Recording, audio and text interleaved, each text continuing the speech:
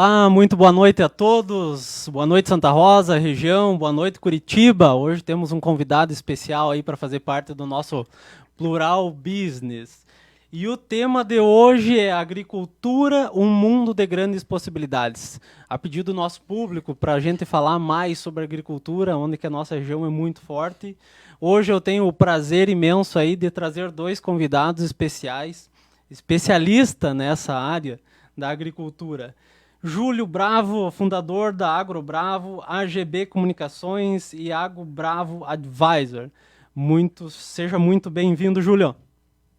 Obrigado, boa noite, obrigado pelo convite, prazer estar aqui com vocês. É legal pra caramba falar aí com meus quase conterrâneos aí da Grande Santa Rosa. Do outro lado, nós temos aí o meu amigo Marcos Servati, o nosso presidente aí da 34ª Horti Grangeiro 2021, professor da nossa CETREM e administrador da Imater. Seja muito bem-vindo, Marcos. Boa noite, Júnior. Boa noite a todos que estão nos acompanhando aí. É uma satisfação estar aqui, a gente conversar um pouquinho, né, dessa área que, digamos, uma importante área da nossa economia e que certamente tem bons frutos daqui para frente, né? E hoje, para a gente alinhar a nossa conversa com essas duas grandes pessoas, a gente vem conversar um pouquinho aí sobre agricultura novamente, né? Para a gente não deixar esfriar esse nosso tema.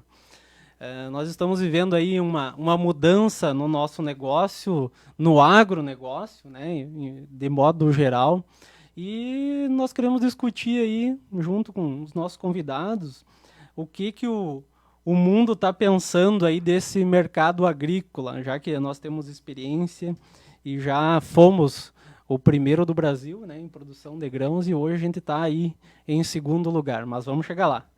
Então, o nosso primeiro tema aí é o que o mundo pensa do nosso mercado agrícola brasileiro. Júlio e Marcos.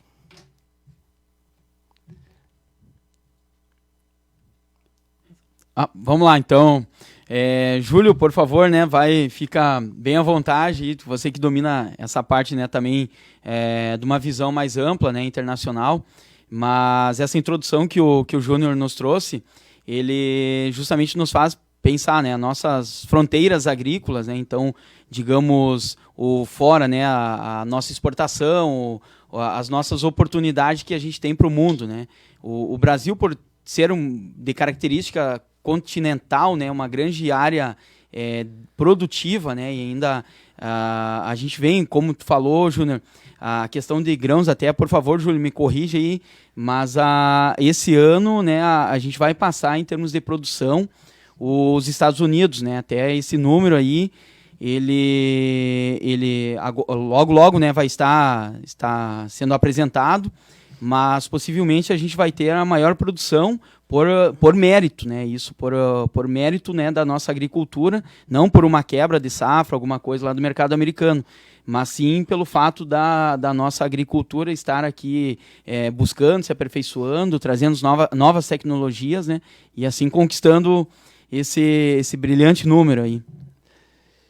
Uma coisa que eu queria que tu comentasse, Júlia, aí, para todo esse nosso Brasil, já que tu tem muitos negócios fora aí que captam recursos, né, ou investidores para esse nosso Brasil, como é que a gente está lá fora, nesse nosso mercado agrícola? É interessante quando você começa a viver o mundo financeiro, o mercado financeiro, o dinheiro, de uma forma geral, no mundo, ele se movimenta diferente, né? O Brasil, obviamente, sendo um país subdesenvolvido e tendo capital, nós temos a vocação, basicamente, de produtores, nós somos, na essência nossa, de forma geral, produtores. O mundo tem isso, né? Seja o Wall Street, seja o Sudeste Asiático, eles têm muita liquidez e acabam tendo oportunidades de rentabilizar os seus recursos em países subdesenvolvidos como o nosso, né? Então, pegando um exemplo dos Sudeste Asiático que tem deflação, eles olham para um Brasil que tem um retorno de investimento aí perto de 8, 7, 6% ao ano, é um baita negócio para eles. Nessas últimas, desde a primeira semana da pandemia, eu intensifiquei os meus contatos com com a turma do mercado financeiro na Europa, na Ásia e nos Estados Unidos, e até conversei com novos fundos. Isso não era muito comum quando eu comecei a fazer isso há 3 anos atrás. Sempre são tradicionais, os fundos e os bancos de investimentos que investem no agro são sempre os mesmos, né? E aí novas pessoas começaram a olhar para o mercado, novos fundos começaram a olhar para o mercado agrícola pela resiliência que ele se mostrou, né? Em função de que ele não se dá o luxo de parar. A turma do agro não tem como parar, né? Então, todo mundo foi para casa no momento de pandemia, mas 3 vezes ao dia estava comendo, né? 3, 5, né? Dependendo da capacidade financeira da família que foi para dentro de casa se isolar.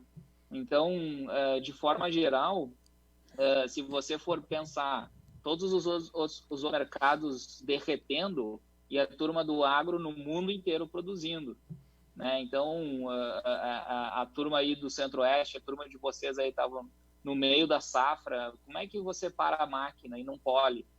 O que você faz? Como é que você... O alface nasce todo dia, o leite dá todo dia. Como que você para, né? Então, eu acho interessante essa resiliência que o mercado agrícola demonstra, né?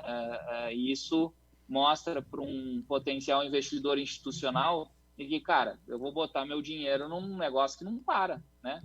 Então, as máquinas não pararam, os negócios não pararam, e a produção e o grão que está nascendo da terra não tem como parar por causa de uma pandemia, né?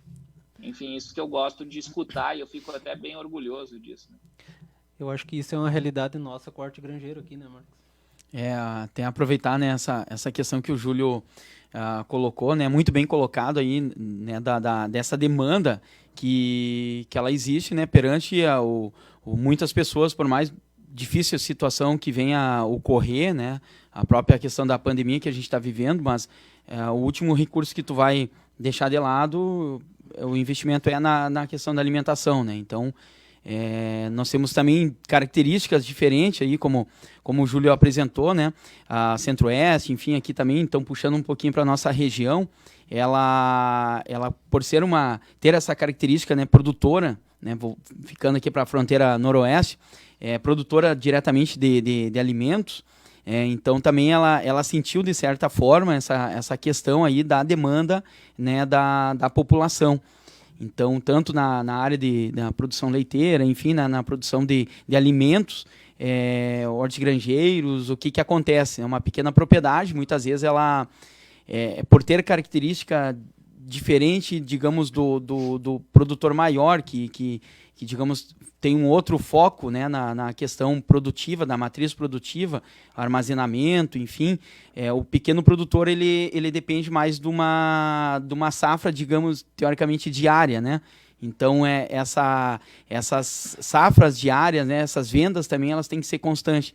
E acabou se sentindo um pouco essa questão da demanda do alimento diretamente. Mas, claro, como bem o Júlio apresentou, a demanda alimentícia ela vai continuar existindo. Ela é um foco, sim, hoje para os investidores, né? Por mais que passa por a nossa região, digamos, no momento, uma dificuldade em si nessas propriedades menores, mas ela é uma grande oportunidade, né, Júnior? É isso aí. O nosso programa conta aí com o oferecimento de Busca Aqui, serviços de teleentrega, JC Clean House, os melhores profissionais de limpeza estão lá, e Professar Assessoria.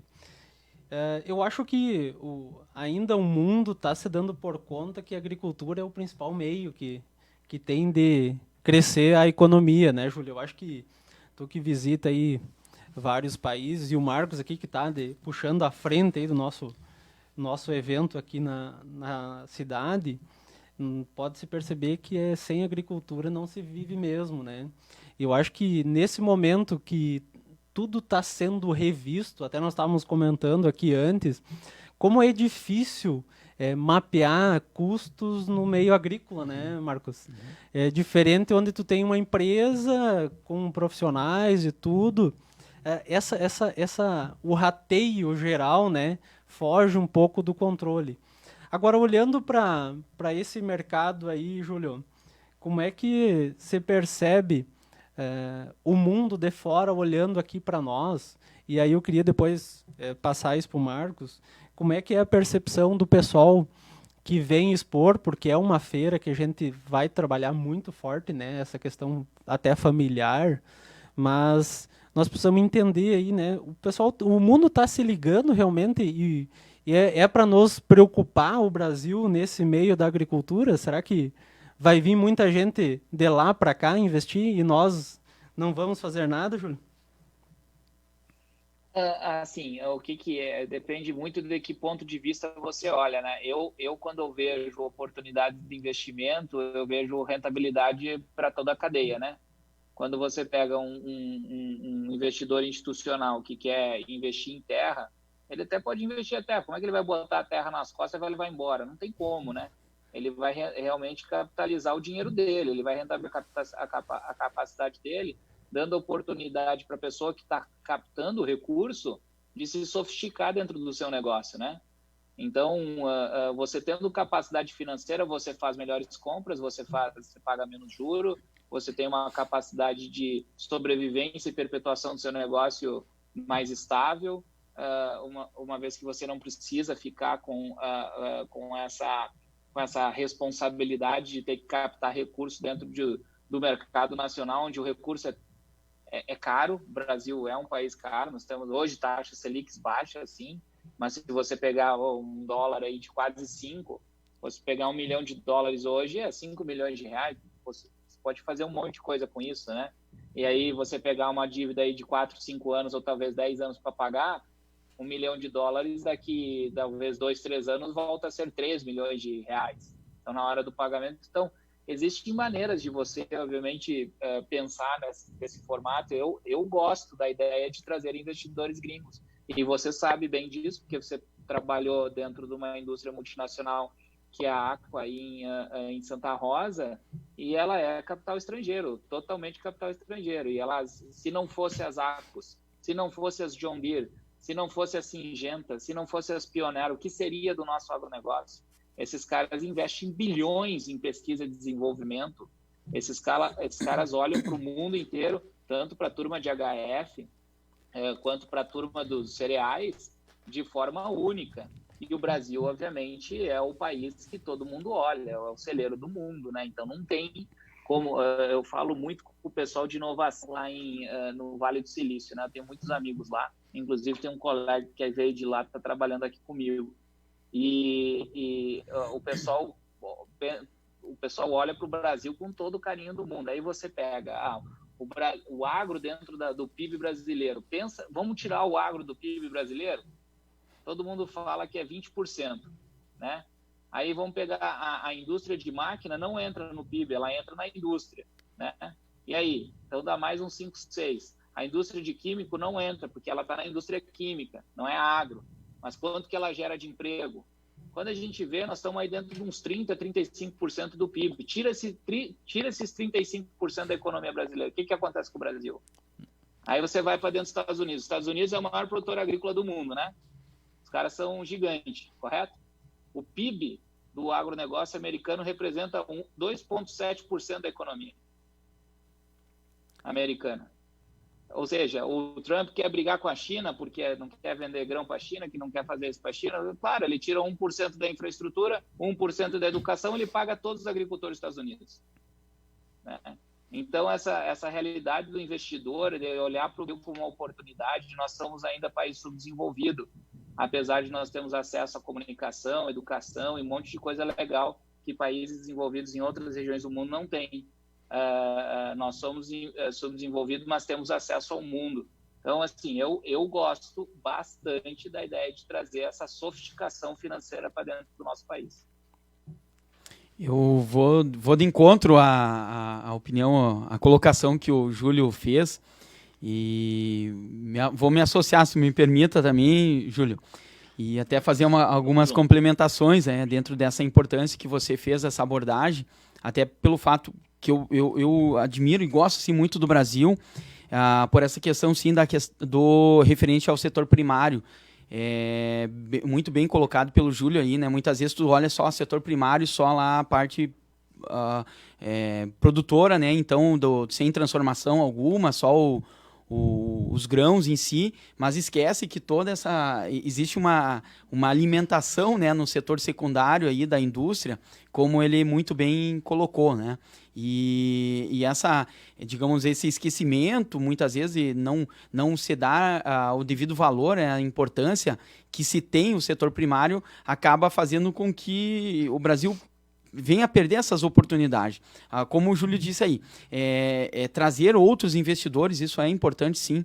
Nós não podemos achar que a gente vai ser autossuficiente, nós temos que olhar, ter um olhar, aprender com quem, digamos, já vem fazendo.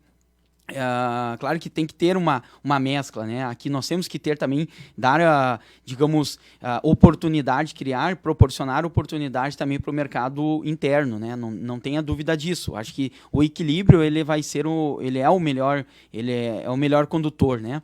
Nós temos que ter padrões internacionais aqui, tanto no nosso setor primário, secundário, terciário. Ele é importante justamente porque a gente está num processo de evolução, né? O Brasil, ele é um país teoricamente jovem, né? Se a gente for comparar com o mercado, com os países da própria União Europeia, enfim, né? Então nós somos um país continental em si, que ele está em desenvolvimento. Vamos lá, Júnior, eu vou fazer uma colocação aí, talvez o Júlio vai lembrar aí desse nome, em que trouxe inúmeras mudanças aqui para o nosso estado do Rio Grande do Sul, mas mais ainda para a região de Santa Rosa, né, que foi a Operação Tatu.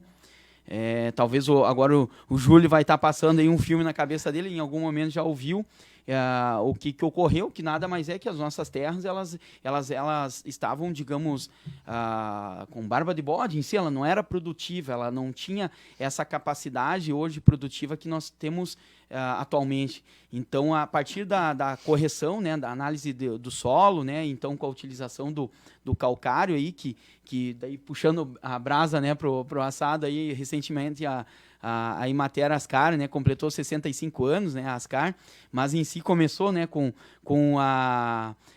essa questão da Operação Tatu, e contribuiu muito para a nossa região. Fazendo uma análise, me permita aí mais um pouquinho aí.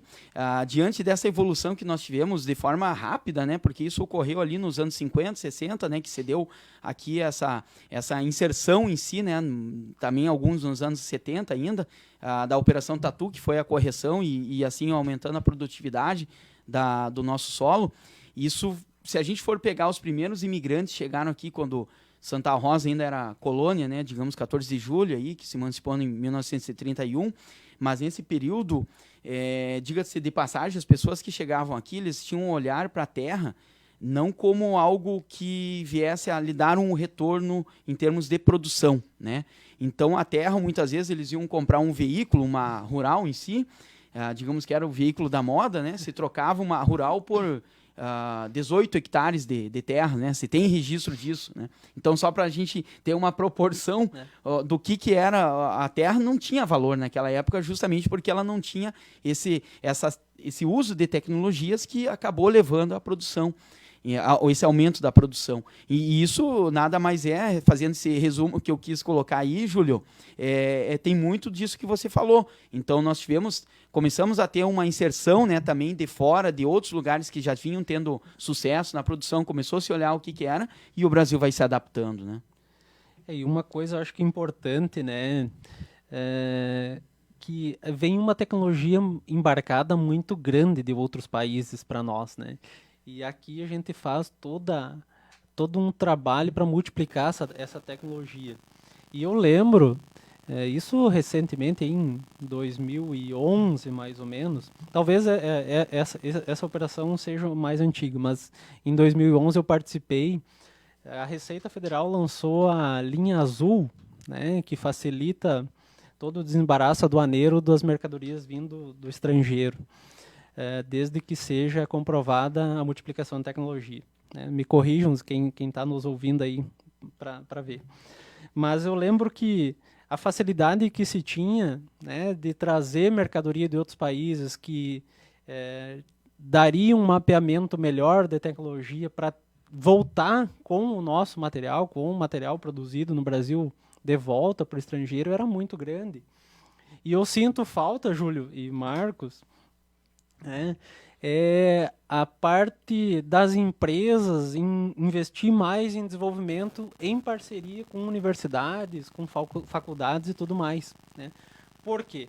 Além de tu desenvolver o seu próprio produto, tu desenvolve profissionais nessa área, que é o que a gente está batendo muito nessa tecla. Eu acho que o Júlio consegue aí perceber também em todas essas viagens aí pelo mundo, como a gente está carente de profissionais nessa área da agricultura. Não sei se é o meu ponto de vista, pelo menos. Porque eu vejo o Mato Grosso, grandes fazendas, né, grandes empresas, investindo em genética de grãos, investindo em desenvolvimento tecnológico, investindo em sustentabilidade, que eu acho que isso abre os olhos dos investidores para o nosso local, né? E eu acho que o Rio Grande do Sul é muito rico quando a gente fala em biodiversidade, né, em relação aos outros lugares do mundo, que eu acho que ainda nós podemos explorar mais, nós estamos ainda andando a passos curtos, né, pelo menos é o meu ponto de vista, que a gente poderia estar bem avançado nessa área, mas o investimento em desenvolvimento tecnológico já tem, né, mas de um modo geral, eu acho que ainda precisa evoluir bastante. Eu concordo com você. Desculpa só fazer um comentário rápido. A gente tem realmente um distanciamento muito grande entre o público e o privado, né? Entre as universidades e as multinacionais. Ainda existe um gap gigantesco nisso. A gente vê essa história ser totalmente diferente nos Estados Unidos. Até a facilidade que as empresas nos Estados Unidos têm de fazer doação para as universidades. Quantas histórias eu vi um ex-aluno fazendo uma doação milionária para uma universidade, para incentivar a educação. Você escuta isso até nos filmes, né? O cara, né, um Bill Gates da vida, doou $1 bilhão para Boston, Harvard Business School. Sabe, tipo, o conceito ainda é diferente. Aqui no Brasil, se você quer fazer uma doação para a universidade, cara, boa sorte para tentar. Os excessos de burocracias é terrível, sabe? Tipo, é um negócio que é triste de ver, sabe? Mas o meio da gente se desenvolver vai ser sempre através da educação, né? E isso freia muito, né? Sem falar que hoje as universidades estão preparadas com equipamentos e tudo, né? De análise e tudo mais. E com isso, imagina um mundo que abre num campo se tu tiver lá um equipamento para te fazer estudo, seja ele de material, seja de durabilidade, seja de aplicação, né, Marcos?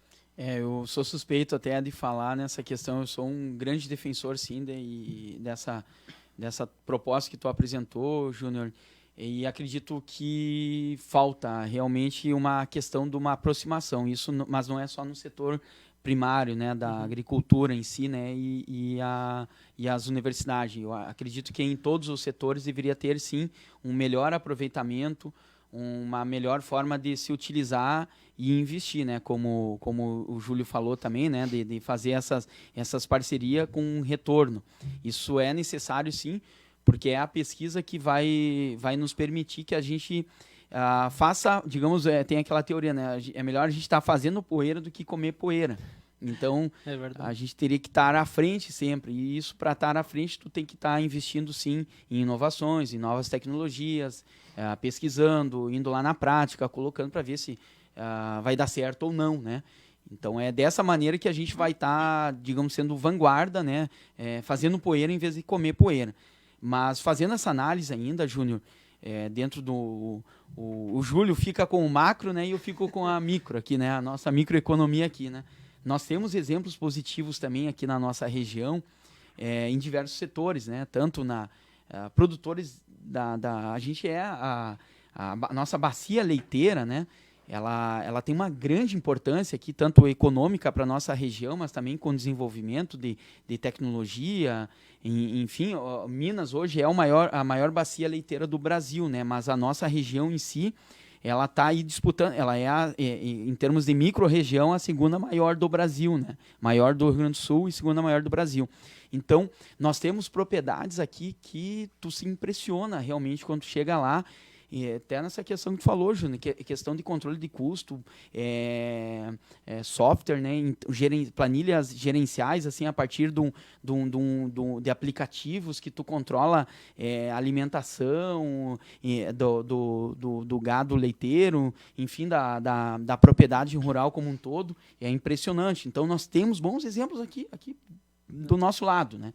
Então, esse aproveitamento tecnológico, ele acaba ocorrendo de forma muito, digamos, às vezes individual, né? Tá faltando, sim, essa ampliação de mais tecnologia para outros acessos também de outros produtores, né? É mais um meio cooperativo. Fazendo um paralelo... Desculpa, fazendo um paralelo com o que você falou, eu estava aqui pensando, aí é uma das regiões mais antigas do país. Vocês são pioneiros em um monte de coisa. O primeiro grão de soja plantado no Brasil foi na região de vocês, né? Então, tudo aí é pioneiro, tudo é mais antigo, tudo é mais velho. Mas, ao mesmo tempo, fazendo esse paralelo, a adaptabilidade de tecnologia que se tem hoje no campo é porque o campo está muito jovem. Tem muito jovem no campo. Hoje, a média de um produtor brasileiro, eu tenho um padrinho famoso que sempre fala isso, que vocês devem conhecer, ele é presidente da John Deere, o seu Paulo Herman, ele sempre fala isso. O Paulo falou outro dia, cara, a média de um produtor brasileiro é de 38 a 42 anos, um produtor americano é 56, o produtor argentino é 49, 48. Então, como tem muita gente jovem no campo, a facilidade de adaptação de tecnologia fica muito mais simples para as próximas gerações e para a perpetuidade do negócio. E como vocês são pioneiros em tanta coisa, a região aí é pioneira, o que seria do Centro-Oeste se não fosse a turma aí do Noroeste do estado do Rio Grande do Sul, a turma do Oeste do Paraná, Oeste de Santa Catarina, que é mais ou menos a macro-região de vocês, né? Quando a imigração, a gente saiu dessa região com expertise no agronegócio e desenvolveu o Goiás, desenvolveu o Mato Grosso do Sul, desenvolveu o Mato Grosso, né? Piauí, Tocantins, Bahia e por aí vai, né? Tudo gaúcho espalhado para o Brasil. É verdade. Bom, quero só fazer um agradecimento aqui a Marinês Flur Marchiori, que está sempre nos assistindo. Um abraço aí, Marinês. Tudo é bom para a Alecrim. Ela pediu para mandar um abraço para a Alecrim aí. O nosso programa aí tem um oferecimento aí de Busca Aqui, serviços de teleentrega, JC Clean House e Professar Assessoria, junto com o nosso Portal Plural, aí, a maior mídia da região noroeste. Eu acho que, puxando esse mesmo link, né, Júlio? Nós temos, já o nosso tema já diz, né, um mundo de grandes possibilidades tem muito o que explorar, né, nesse nosso meio. Se tu pudesse comentar, o que tem de diferente não sei se é divergência a palavra, né, mas a nossa falta de desenvolvimento mais amplo e mais rápido que se tem em outros países, inclusive aqui na nossa região, aí, que o Marcos pode comentar também, tudo que a gente plantar no Brasil dá, né? Então, tem uma grande possibilidade de nós modificar toda a nossa história da agricultura, além de fazer ela um celeiro global, que nem tu comentaste, né? Mas ainda, será que a gente tem essa capacidade ainda de competir com os outros países? Aí eu queria fazer a pergunta para os dois, né? Em todas as relações. E competir com os países, eu não estou falando só dos super desenvolvidos, mas com o nosso da região aqui, né, Marcos? Que a gente tem. Nós temos essa capacidade, o que vocês pensam disso? Júlio, então, não sei se você ia falar aí, mas vamos fazer então essa divisão então macro e micro, né? Você tem a visão macro aí, né, de todo, né, de uma visão internacional. Então me permita fazer essa introdução da parte micro aqui, né? O que acontece, né? Diante dessa oportunidade, como o Júnior bem apresentou, sim, né? O Brasil ele é um celeiro aí, sim, de inúmeras culturas aí que é possível que a gente pode estar desenvolvendo ainda outras demandas ainda que talvez até hoje a gente ainda não está executando, né? Mas vamos lá, realidade das nossas propriedades aqui. Eu acredito que nós vamos passar por uma transformação em que a gente está passando da seguinte forma, né? O campo, ele não vai mais permitir não ter mais gestão nele. Digamos, tu ir fazendo e vai olhando, vai digamos, aquele jeitinho de ir empurrando. Tentativa e erro. Digamos que a gente vai viver cenários à frente que não tem mais vez para esse tipo de visão, né? E daí vem outra questão que o Júlio falou. O Brasil, isso é bom, né, que a gente tá ocorrendo essa visão dos jovens de permanecer, de continuar, dar continuidade à propriedade, mas também nós temos uma outra característica que eu acredito muito que vai crescer, que é muitos que migraram para a cidade e retornar para o campo, olhando como uma oportunidade, sim, o agronegócio. Aí, quando digo agronegócio, minha opinião pessoal, eu não gosto de separar, né? O agronegócio o cara é grande. Não. O agro é toda a propriedade que ela faz alguma atividade comercial, de negócio, ela é do agronegócio, né? Então, não distinguindo pequenas propriedades e grandes oportunidades, grandes propriedades nesse sentido, independente de tamanho, ela tem que olhar de uma forma de profissionalização da gestão, né? Aquilo que a gente falava no início do programa, aí, ter uma visão gerencial da sua atividade, né? Identificar seus custos, identificar oportunidades. Às vezes tu está insistindo numa atividade X e aquilo ali não é o que vai te dar retorno, sim, às vezes outra. Então, ter um olhar, digamos, mais sistêmico, mais do todo, e identificar qual que é a tua real característica aí que tu pode estar dando futuros investimentos, né? Então, ninguém nasceu predestinado a fazer uma atividade apenas. Então, nós temos que quebrar esse paradigma que, às vezes, aqui nós temos ainda na nossa região. Então, as oportunidades, elas estão aí, elas vão continuar existindo e elas vão continuar mudando, né? Aquele best-seller, né? Quem mexeu no meu queijo, né? Vão continuar mexendo no nosso queijo. Os cenários vão continuar se transformando e cabe, então, ao nosso produtor ele ter esse tipo de olhar. E assim como outras pessoas, como eu disse aí antes, vão ter pessoas que vão retornar, independente de ter históricos familiares de agricultura, né? De vivência na agricultura, vai ter pessoas da cidade que vai estar olhando o lado urbano, vai olhar o lado rural como uma oportunidade, né? Seria essa introdução que eu queria deixar aí também para o Júlio. Eu acho legal, eu gostaria de ver no agro essa característica que a indústria tem, né? Já imaginou ter uma lean manufacturing dentro de uma produção agrícola? Já imaginou a gente combinar os índices financeiros dentro da produção agrícola? Como é que a Bolsa de Valores trabalha? Hoje à tarde eu estava conversando com o Frederico Logman. Ele é bisneto do fundador da SLC e trabalha como relações de investidores da SLC. E eu falando para ele de como foi disruptivo, como eles fizeram tantas viradas o negócio deles, né, de uma indústria de máquinas agrícolas que vendeu para uma multinacional lá na década de 90, final dos anos 90, que virou a John Deere, daí, né, aí eles foram para o agro, eles fizeram um IPO no agronegócio, sabe, foram lá, levantaram dinheiro na bolsa, uma coisa que ninguém nunca tinha feito, e hoje eles pegaram aquelas terras que eles compraram lá atrás, baratas, lá no Tocantins, no Piauí, Maranhão, e venderam para os asiáticos, pegaram todo o capital daquela terra, botaram no bolso para fazer o negócio virar, sabe? E aí, quando venderam para os asiáticos, eles não venderam, eles fizeram uma joint venture, né? Fizeram uma fusão, onde a administração do imóvel fica para o fundo, e eles exploram o que eles fazem em cima da terra, como empresa. Tu pensa que uma empresa de agronegócio fazer isso, né? Então, existe ainda muita coisa que pode acontecer dentro do agro e, assim, pensando, o Brasil hoje exporta quase 110 milhões de toneladas de milho por ano, 115 de soja, 61% do suco de laranja consumido no mundo vem das laranjas brasileiras, sabe? 720 milhões de toneladas de cana-de-açúcar. Você tem noção de que é isso?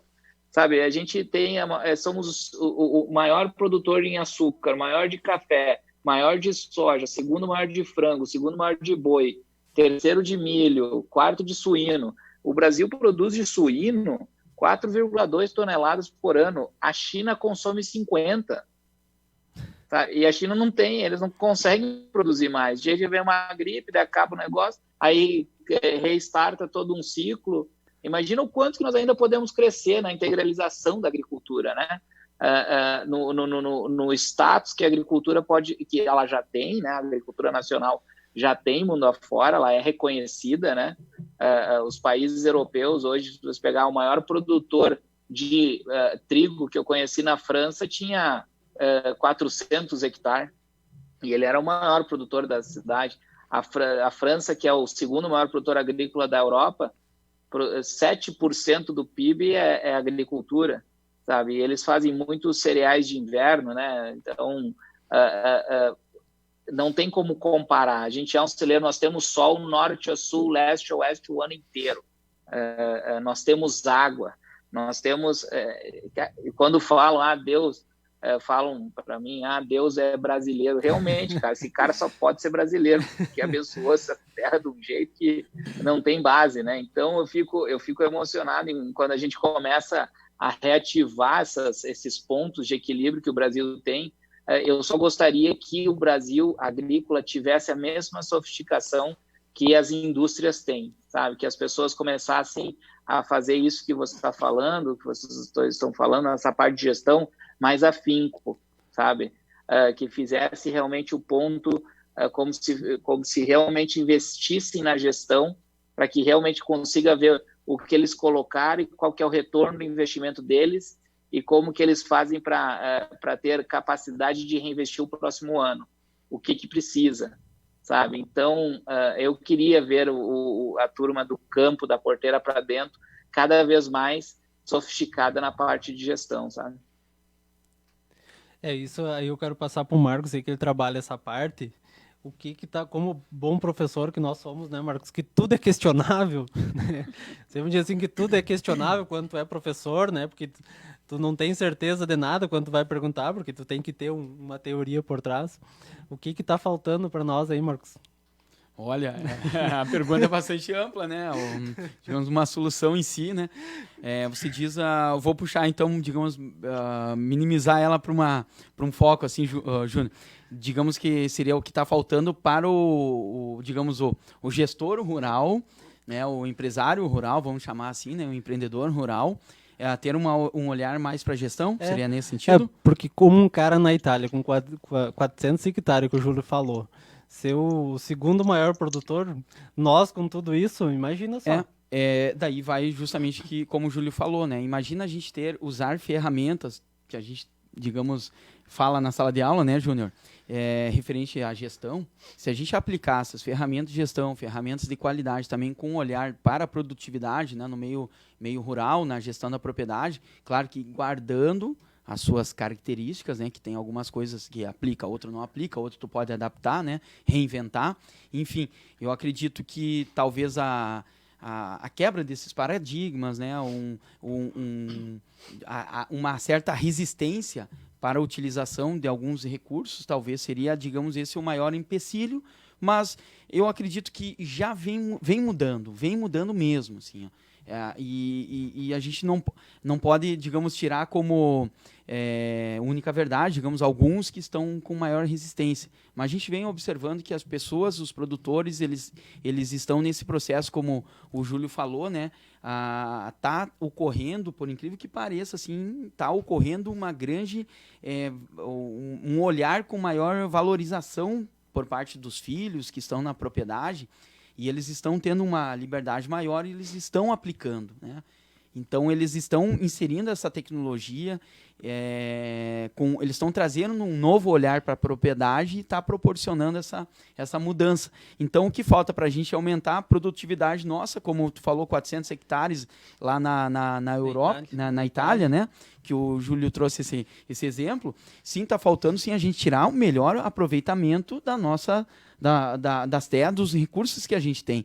Então, eu tive lá em Portugal ano passado e também observando a questão ali da Europa. Portugal, o tamanho territorial deles lá é uma tripa, digamos, nesse sentido, assim, é pequeno, e o recurso que eles com terras, muitas vezes, lugares lá que não tinham uma fertilidade, com irrigação, enfim, vários outros recursos. Então, sim, nós, digamos, se a gente unir gestão, tecnologia e foco na produtividade, caramba, ninguém mais segura. Bom, estamos nos eu acho que tem encaminhando uma aí. coisa só para eu comentar. Desculpa. Não, pode seguir, Júlio. Não, só queria fazer um comentário aqui que ele comentou, ele falou antes sobre a questão da longevidade, né? No Brasil, o Brasil é muito jovem, né? Hoje, se a gente pegar uma família em Mato Grosso, ela passando da primeira para a segunda geração, né? Então, ela está lá 30, 40 anos produzindo. Se você pegar o que equivale ao Mato Grosso nos Estados Unidos, vamos pegar o estado de Iowa, o estado de Iowa está indo da 7ª para a 8ª geração. Então, eles passaram por ciclos de passadas de bastão muitas vezes já. Então, quando você pensa em longo prazo, todos os erros que nós estamos cometendo agora, eles cometeram há 4, 5 gerações atrás, né? Então, e é isso que dá essa... Como ele consegue ser rentável com 400 hectares, né? E ele consegue, dado a devida proporção do país, é o que ele consegue, sabe? Então, é justamente por causa dessa gestão que eles conseguiram já levar para o campo, né? Que eles já passaram por esse processo de educação, digamos assim, né? Já tiveram 2 professores como vocês que ensinaram eles lá, na 3ª para a 4ª geração, a como fazer a gestão da lavoura, digamos assim, né? Beleza. Bom, estamos nos encaminhando aí para os últimos 15 minutos de programa. Tá passando muito rápido esse negócio. Então, para vocês que estão nos ouvindo agora, quero fazer uma pergunta para os nossos convidados. Quero agradecer também aí ao apoio de Busca Aqui, Serviço de Teleentrega, JC Clean House, Professar Assessoria e Portal Plural. Tem uma pergunta do nosso amigo Anderson Fogliatti sobre o agronegócio. Aí os dois aí podem responder. O agronegócio pode destinar valores de impostos para o setor público, para, por exemplo, aparelhar a segurança pública, destinar uma parte do ICMS, por exemplo. Isso é viável ou a burocracia impede? Olha, eu gostaria de passar essa pergunta, se vocês têm algum conhecimento nessa atividade do agronegócio, destinar algum tipo. Eu acredito que seria... A pergunta é importantíssima, né? Eu acho que até seria... Não sei se tem isso, mas de uma viabilidade incrível, né? Olha, pelo que eu entendi... Eu acredito... Por favor, Júlio, vai lá. Não, eu acredito que, como a grande maioria dos produtores rurais operam na pessoa física, teria que entender como que é a parte de imposto de renda, se isso permite, né?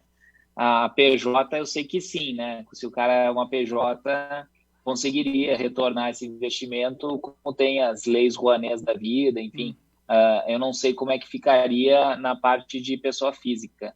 Não sei se eu estou certo ou errado, Marcos, o que você acha? Não, eu desconheço também essa parte aí, dizer se ia ser por um formato de doação, não entendi muito bem, né? Digamos, se essa seria uma proposta ou uma pergunta, digamos, se fosse uma proposta para os deputados levar, né, como um projeto-lei, eu acredito que... Mas eu desconheço se ocorre isso de uma forma sem muito, digamos, trâmite burocrático. E uma coisa que a gente tem aqui na nossa região que é forte, que são as cooperativas de crédito, né? Esse eu sei que destinam, tem o plano Safra, que se lança aí no mercado com crédito um pouco diferenciado do cotidiano, né? Mas eu acredito que isso seria uma boa pauta aí para nós discutir nos programas adiante, Anderson, para a gente ver realmente se tem alguma influência.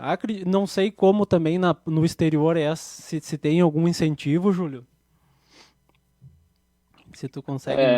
Olha, eu não vejo nessa linha assim, incentivos nesses formatos. A gente conversa com muito fazendeiro, muito empresário do agro, e existe muita doação, né? Por exemplo, eu conheço um cara que colocou uma usina de etanol de milho aqui em Lucas do Rio Verde, até. Lucas Sorriso e Nova Mutum. Ele trouxe 1 bilhão de investimento, fez a primeira usina de etanol de milho. Ele doa para a universidade onde ele se formou $2 milhões por ano. Mas dele, como se ele estivesse doando, fazendo doação. Então, o negócio lá funciona diferente. Ao menos os Estados Unidos, a Europa não saberia dizer, outros países do mundo, mas os Estados Unidos eu vejo mais como doação de empresário mesmo. Uma coisa que eu também sinto falta é a troca de experiência, né? Eu acho que é isso que tu faz aí com o teu negócio, né? Trazendo investidores de outros países para dar uma olhada no nosso meio agrícola e nós também fazer esse mesmo intercâmbio. Por isso que eu digo assim, eu acho que nós aqui da nossa região, eu acho que nós precisamos valorizar mais essa parte da agricultura. Mesmo que nós temos FenaSoja, temos Hortigranjeiro, outros eventos, né, além desses, mas eu ainda sinto falta, Marcos, uma troca de experiência desses mercados, seja ele do Centro-Oeste, seja ele do Norte, ou dos nossos países vizinhos, ou até mesmo de outros países, né, Júlio? Eu sinto falta de troca de experiência. Eu vejo que a nossa vida, né, a gente está em constante aperfeiçoamento, né, e não é diferente nas diversas atividades, seja lá no comércio, na indústria, né, assim como a indústria ela está de olho, digamos, no seu concorrente, digamos, sempre acompanhando, né, tem até o livro, né, A Arte da Guerra, né, Sun Tzu, se vós conheceis a si, não o inimigo, para cada batalha sofrerás uma derrota, né? E se vós conheceis a si o inimigo, não temeis mil batalha. Eu acho que quis fazer essa colocação porque ela vai de encontro à questão de a gente trocar, observar o que está dando certo, digamos, então, no Centro-Oeste, o que está dando certo na Bahia, o que está dando certo lá nos Estados Unidos, qual que é o diferencial que a Itália está fazendo, que a Argentina aqui do nosso lado. Eu acho que a gente deve sim observar e buscar, ir atrás, compartilhar esse conhecimento, né? Até porque ninguém é obrigado a ser ter uma grande ideia, vamos dizer, enfim, ali ele pode sim buscar novas ideias que estão ocorrendo e compartilhar aqui e aperfeiçoar ela, né? Isso já acontece desde os imperadores romanos, né? Eles já buscavam essa interação entre os países e diferenças, coisas. A minha empresa aqui, antes da pandemia, levava 700 agricultores todo ano para o exterior para se inspirar, para ver coisas diferentes, para ver o que poderia fazer. Eu tenho uma empresa na Flórida que chama AgroBravo LLC. A gente traz em torno de 350 produtores do mundo inteiro para visitar o centro-oeste do Brasil. Dentro desses agricultores também tem investidores, bancos, fundos de investimentos, essas coisas, e eles ficam impressionadérrimos, assim, ficam loucos com a história que nós temos, com o que nós temos de capacidade produtiva, o que nós temos de gente boa no negócio. E o que mais é legal do agronegócio de ver, e por isso que nós temos que dar uma valorização maior, o que eu mais gosto de ver é a simplicidade do homem do campo.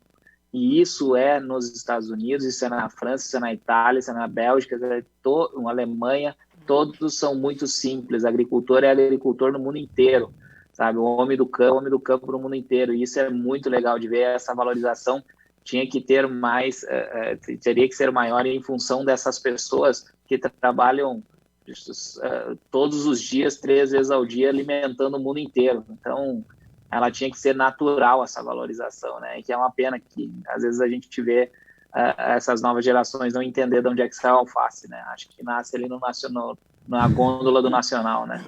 É verdade. Uma outra coisa que eu também fiquei impressionado quando eu fui no Kansas, lá, a questão da qualidade que cada produtor faz o seu próprio produto. E os produtores lá, que a gente foi visitar na época, ele tem uma linha de maquinário completa, né?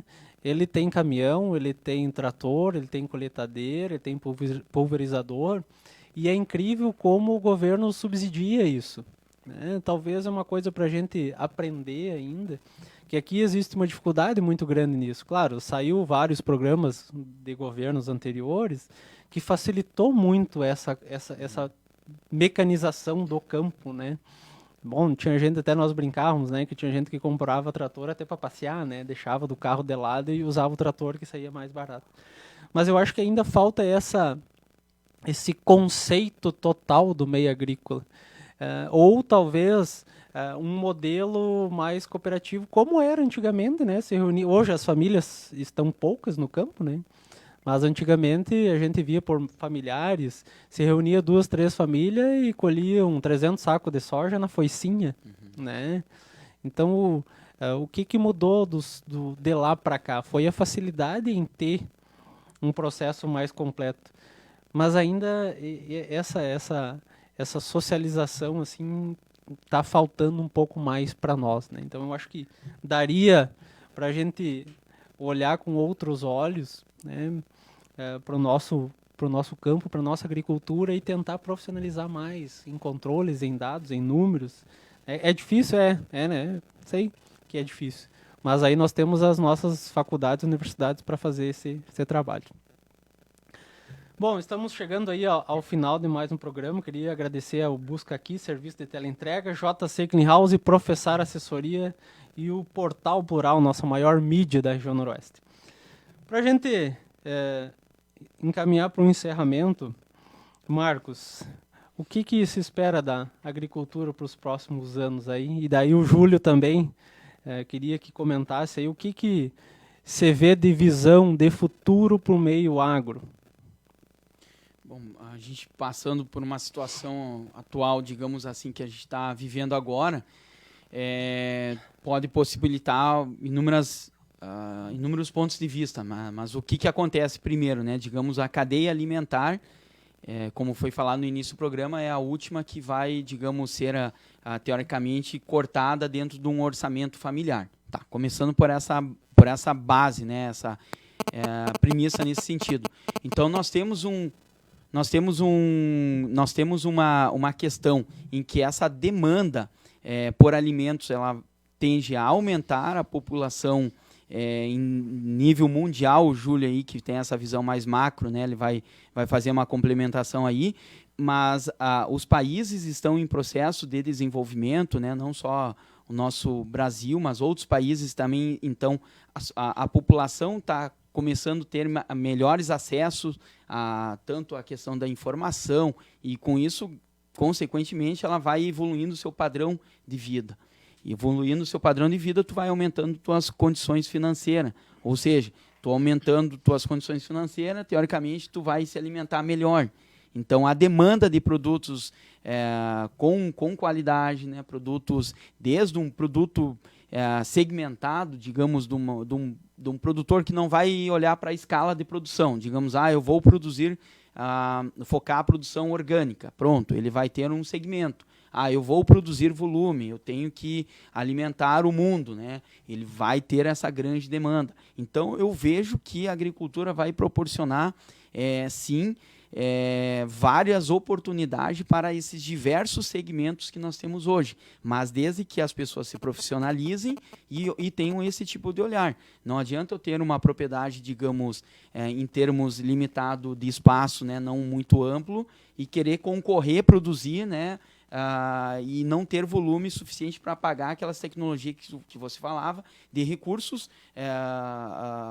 de maquinários, enfim. Então, eu vou ter que focar minha propriedade com outra atividade. Já outra, eu tenho uma propriedade maior, então eu tenho como qualificar a minha produção, ampliar naquela área que eu tenho. Enfim, a agricultura ela vai ter diversas oportunidades nesse sentido, desde que as pessoas não fiquem atirando para tudo que é lado, e sim com um olhar mais técnico e de gestão. Júlio. Eu tô pensando aqui na demanda por alimento mundial, né? Isso realmente não vai acabar. E as pessoas, obviamente, como o professor falou, vão ficando com maior capacidade financeira, vai aumentando o poder de aquisição e vai comendo melhor, né?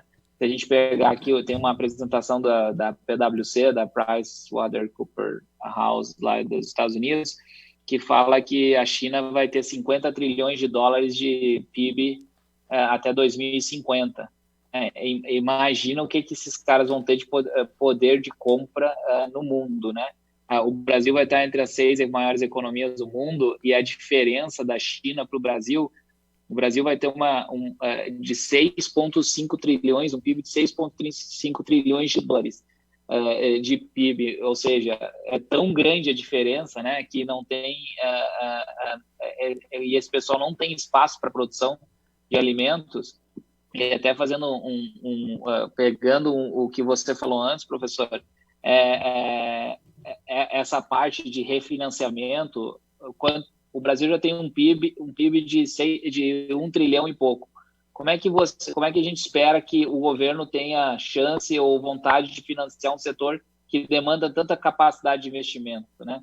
É difícil isso para um país que nem o nosso, que precisa tanto de capex, né? de dinheiro para tocar o negócio. Então, assim, nós somos o celeiro do mundo, vamos continuar sendo e ainda vamos ter muita oportunidade de crescer. Em área pode ser que não, mas tem muita tecnologia vindo para a gente crescer para cima.